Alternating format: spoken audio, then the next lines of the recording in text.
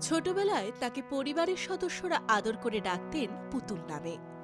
বাংলাদেশের প্রথম মহিলা প্রধানমন্ত্রী খালেদা জিয়ার জীবন কোনো আখ্যানের চেয়ে কম নয়। পুরো নাম ছিল খালেদা খানম মজুমদার। ছোটবেলা থেকেই সাদামাটা জীবন। বাংলাদেশের প্রাক্তন রাষ্ট্রপতি ও মুক্তিযোদ্ধা জিয়াউর রহমানের সঙ্গে ঘর বেঁধেও থাকতেন সাধারণ এক গৃহবধূর মতো। বিয়ের পরেই পরিচিত হয়ে ওঠেন খালেদা জিয়া নামে।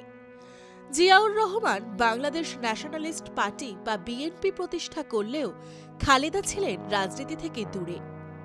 জীবনের মোড় ঘুরে যায় ৩৬ বছর বয়সে।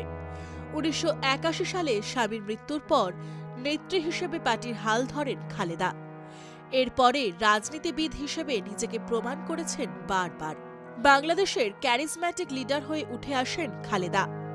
১৯৯১ সালে তিনি হয়ে ওঠেন বাংলাদেশের প্রথম মহিলা প্রধানমন্ত্রী।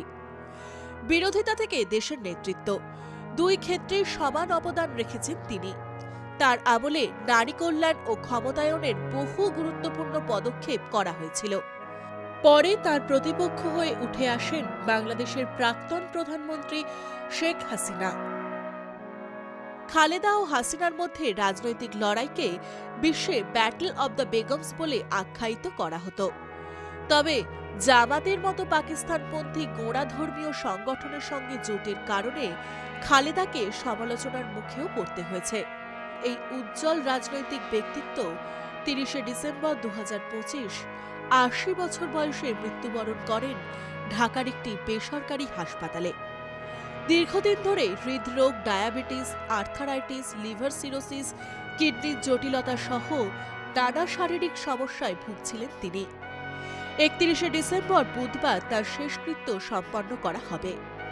পার্টির তরফে জানানো হয়েছে তাকে সমাধিস্থ করা হবে স্বামী জিয়াউর রহমানের সমাধির পাশে।